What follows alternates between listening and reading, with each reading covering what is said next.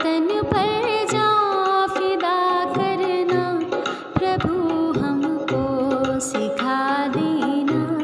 दया कर दान भक्ति का हमें परमात्मा देना। दया करना हमारी आत्मा में शुद्धता देना। मॉर्निंग बच्चों, टुडेज थॉट, आज का सुविचार। जो आज आपके साथ गपशप करते हैं, कल वही दूसरों के साथ आपके बारे में गपशप करेंगे। In English, one who gossips to you will gossip of you. अर्थात जो व्यक्ति आपके सामने दूसरों के विषय में गप लड़ाता है, वही व्यक्ति अन्य लोगों के सामने आपके बारे में गप बनाएंगे। इसलिए ऐसे व्यक्तियों से सावधान रहें और सकारात्मक कार्यों में अपना समय व्यतीत करें। धन्यवाद। आपका दिन शुभ हो। शुभ प्रभात। आज का शब्द है अक्रॉस, ACROSS, जिसका अर्थ होता है आर पार या सभी जगह। बच्चों, अब इसका वाक्य में प्रयोग करते हैं। The stream was small enough to jump across. धारा काफी छोटी थी जो कूद कर पार हो गई। धन्यवाद। सवेरे का नमस्कार। वक्त है पहेली का और पहेली है, सोने को पलंग नहीं ना ही महल बनाए, 1 रुपया पास नहीं फिर भी राजा कहलाए। फिर से सुनिए, सोने को पलंग नहीं ना ही महल बनाए, 1 रुपया पास नहीं फिर भी राजा कहलाए। इसका उत्तर है शेर।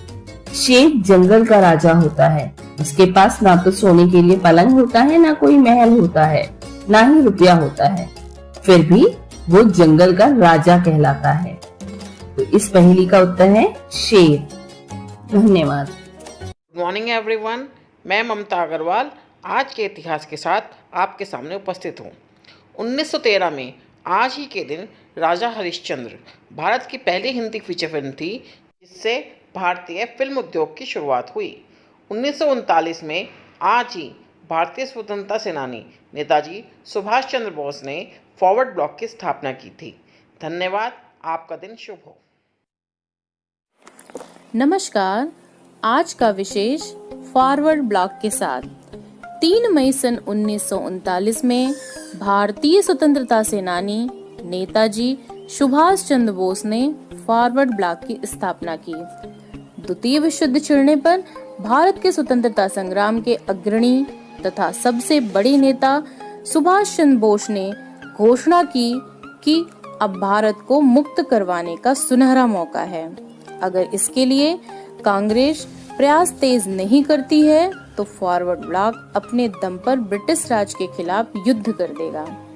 इसके बाद सुभाष चंद्र बोस जी के स्वयंसेवकों ने कलकत्ता स्थित हॉलवेट स्तंभ, जो भारत की गुलामी का प्रतीक था, को रातों रात मिट्टी में मिला दिया और उसकी नींव की एक एक ईंट उखाड़ ले गए।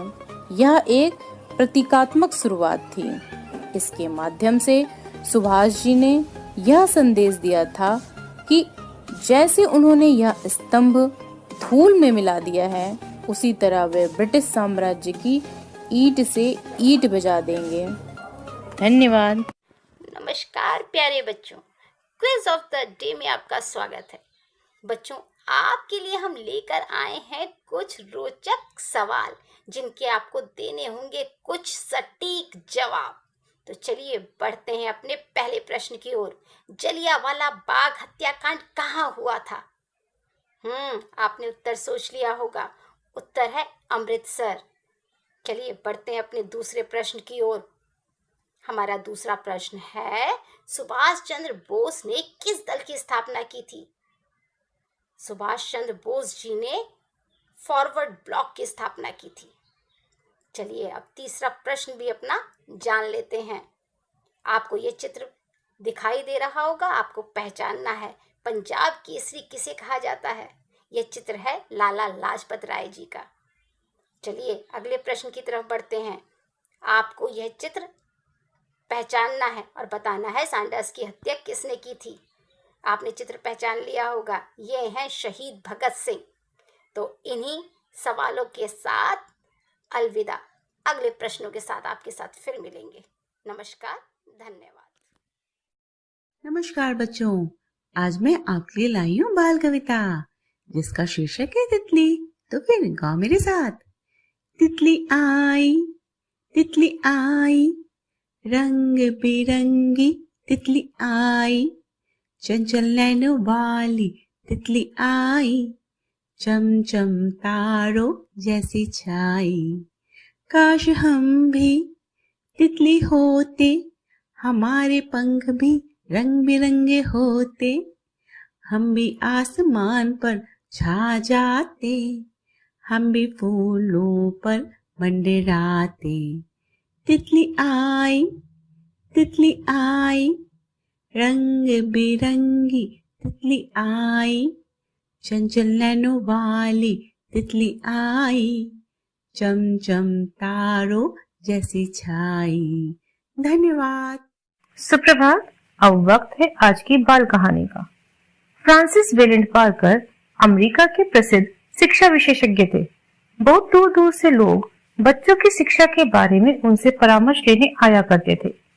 एक दिन उनका कहीं भाषण हो रहा था।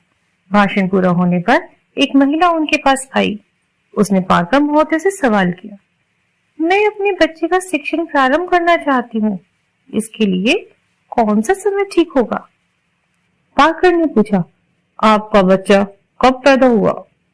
यह सुनकर महिला को बड़ा आश्चर्य हुआ। बोली, बच्चा तो आज से 5 वर्ष पहले पैदा हो चुका है।